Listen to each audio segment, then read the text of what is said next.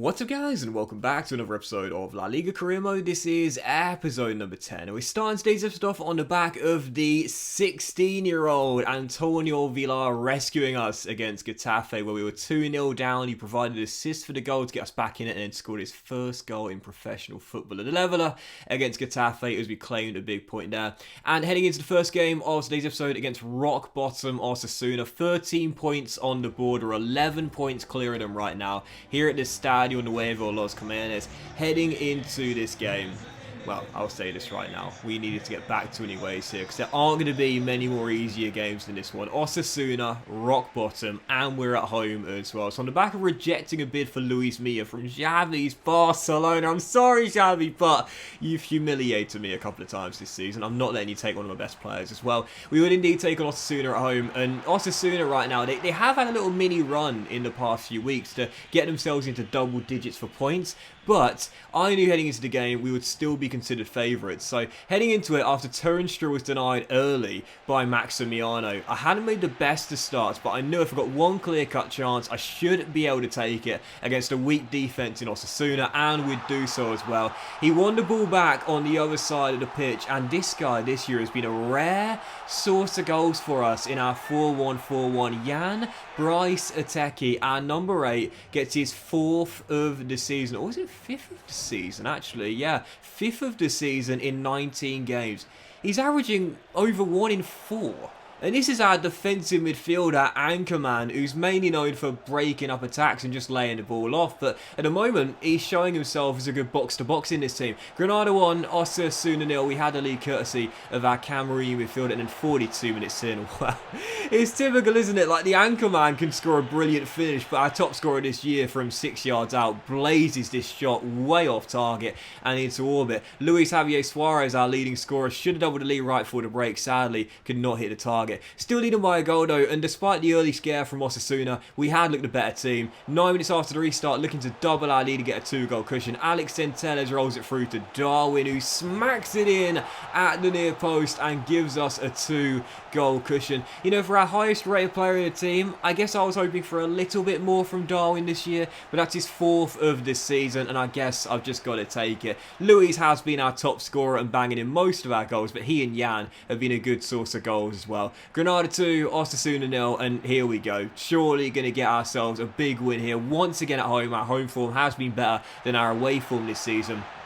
And Osasuna frantically pushing for a late goal late on to get a glimmer of hope in the late stages here. Couldn't afford a loss in this game. 2 minutes to go. Great save initially by Maximiano for a resulting corner. Ball whipped into the middle. What a header this is by Kiko Barhe, by the way. Talk about bravery and accuracy. Top bins. No chance of Maximiano, but whilst we would lose the clean sheet, we would hold on for the 3 points. Osasuna's struggling season continues, but for Granada, another big win coming in Andalusia here against a relegation rival. 2 on the final score. And you see the stats here. This was a really even game. Osasuna had some late chances, they had some early chances, but we won the game courtesy of a good period around the middle of the game. First Ateki scoring the opener, and then Darwin making it 2 right after the restart. 2 on the final score, and I'm absolutely buzzing because those are the games we need to win, man. Like, if we are going to stay up in this division and finish in the mid-table, which is where we are right now, we need to beat the teams below us.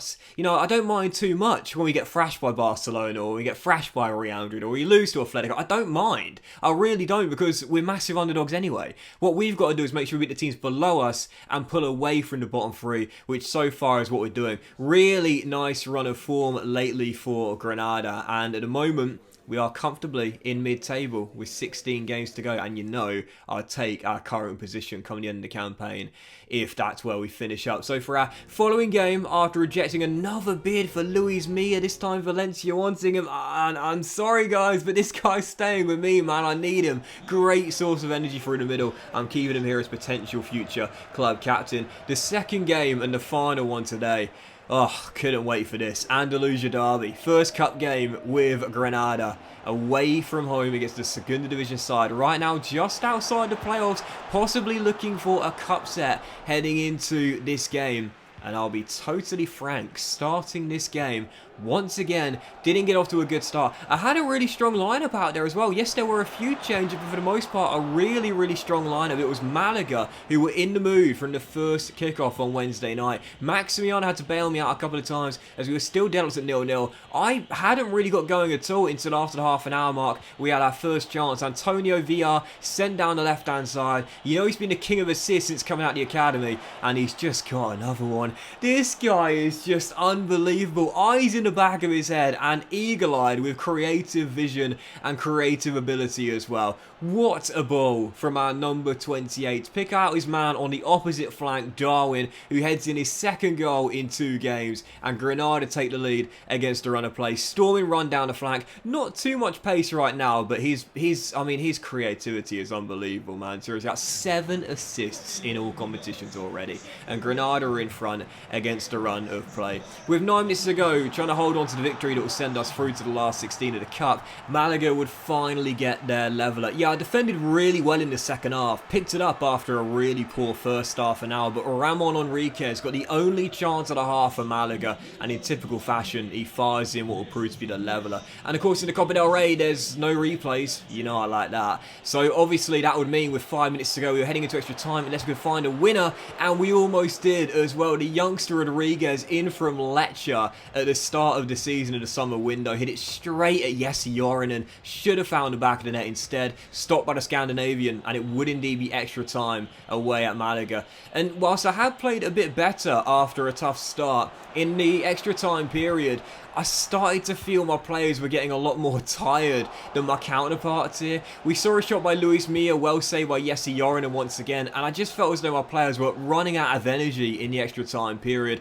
I was trying to push them over the line, running on steam, but 7 minutes into the extra time period, Antonin, on loan from Granada, scores the goal to potentially dump us out. Can you believe that? He's on loan from us, this guy.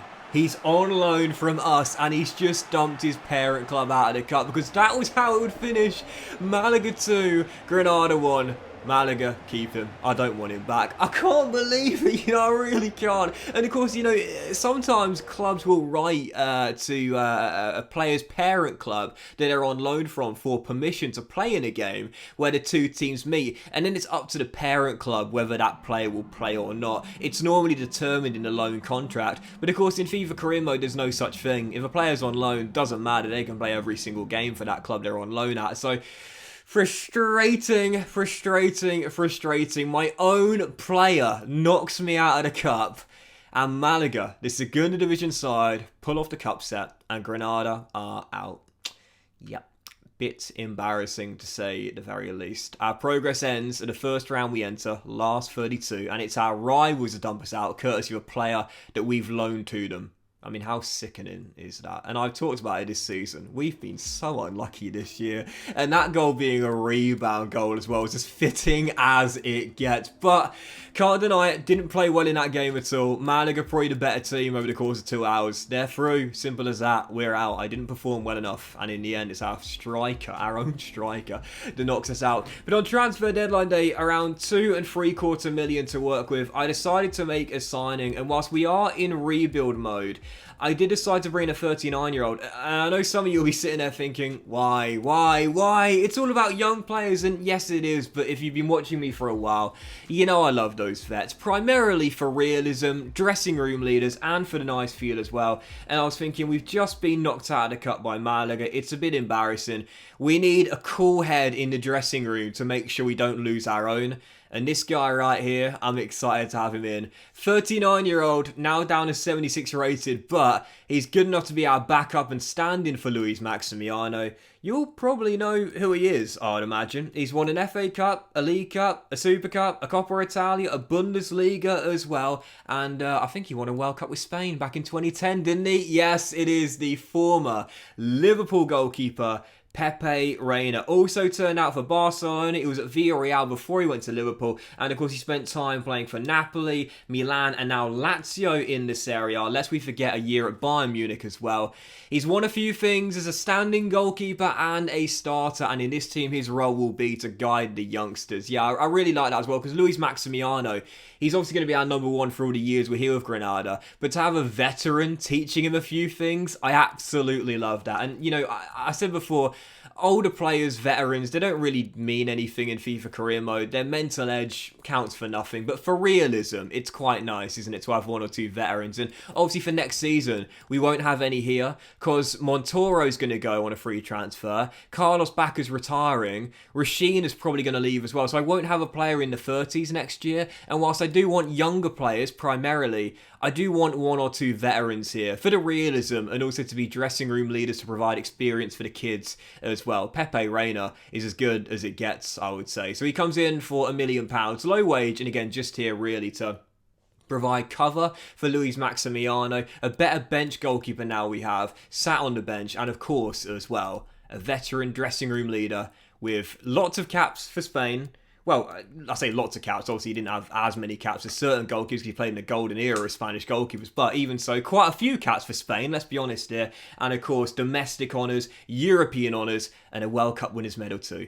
Perfect dressing room leader to come in for this young Granada side. So on the back of the loss to Malaga, you look at the league table, and it might prove to be a blessing in disguise going out the cup, because with 16 games to go, we're 10 points clear of Rayo. We only have the Liga to think about now, and hopefully with Reina's experience to provide to the youngsters, we should be able to steer clear at the bottom three in the final phase of the season. But that will end today's episode of La Liga Crema, guys. Big thank you for watching. If you enjoyed it, if you haven't, like. Much love to you all. Have a fantastic day, and I'll see you for the next episode of La Liga Career Mode very soon.